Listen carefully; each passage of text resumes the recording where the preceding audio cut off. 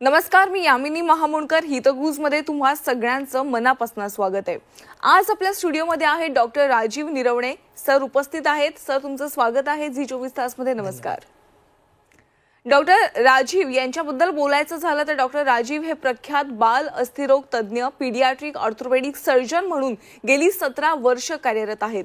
Doctor Rajiv यांनी त्यांचं MBBSचं शिक्षण BJ मेडिकल कॉलेज पुणे व ऑर्थोपेडिक मधील पदवी लोकमान्य टिळक मेडिकल कॉलेज सायन मुंबई येथून विशेष प्रावीण्यासह मिळवली आहे.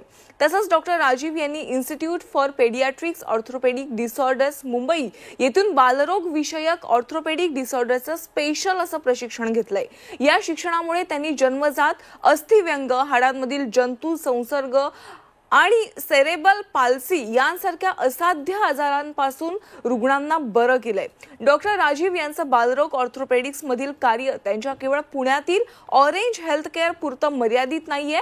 ते आपली अविरत सेवा दर शनिवारी वाशी, नवी मुंबई, पनवेल तसंच महिन्याच्या 3ऱ्या शुक्रवारी जळगाव आणि शनिवारी धुळे येथे गेल्या 14 वर्षांपासून देत आहेत. जास्तीत जास्त लहान मुलांना त्यांच्या हाडांच्या वेगवेगळ्या आजारांपासून लवकरात लवकर बरं करणं हेच डॉक्टर राजीव यांचं ध्येय आहे. डॉक्टर, तुम्ही सेरेब्रल पाल्सी सारख्या असाध्य आजारांपासून देखील रुग्णांना बरं केलंय. त्यामुळे हे सेरेब्रल पाल्सी म्हणजे काय आधी ते सांगा. सेरेब्रल पाल्सी म्हणजे काय की जेव्हा बाळ जन्म घेत असतं त्यावेळेला जर काही कारणाने ते रडलं नाही किंवा जर 7व्या महिन्यामध्ये जर त्याची डिलिव्हरी झाली तर मेंदूची वाढ पूर्ण नसते झालेली आणि मेंदूचं जे ताबा घेणारं सेंटर आहे स्नायूंवरचं, त्याला जेव्हा रक्तपुरवठा कमी होतो तर त्याची कार्यक्षमता व्यवस्थित होत नाही.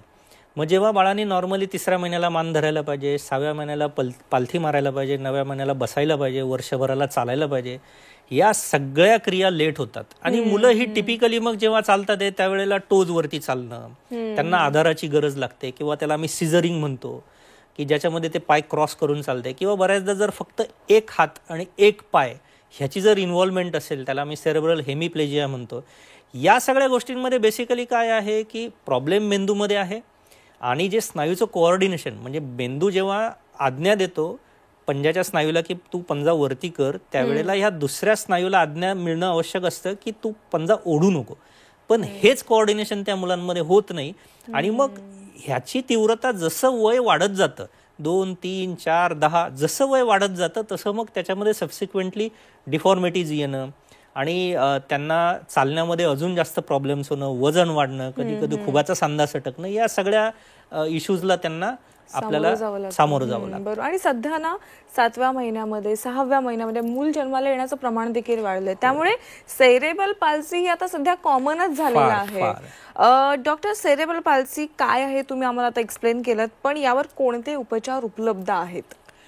जसं मी तुम्हाला म्हटलं की सेरेब्रल पाल्सी हा एक अत्यंत महत्वाचा पार्ट याच्यासाठी आहे की इजा आहे मेंदूला आणि जसं बाळ वाढत जाणार आहे त्याची तीव्रता बदलणार आहे. सो ह्यांचं ना अक्षरशः शाळेसारखं असतं की आपल्याला ऍडमिशन घेतल्यानंतर पहिलीचा अभ्यास, दुसरीचा अभ्यास, तिसरीचा अभ्यास, आणि जसा अभ्यास वाढत जातो वय त्या हिशोबाने अभ्यास चेंज होतो. तर या मुलांना पहिले काही जे 2-3 वर्षाचा जो कालावधी असतो त्याच्यामध्ये फिजिओथेरपिस्टचा फार महत्वाचा रोल आहे की ही मुलं जी ऍक्टिव्हिटी करू नाही शकत आहेत त्यांना हळूहळू ट्रेन करणं, मग त्याच्यावरती पालकांनी विशेष मेहनत घेणं.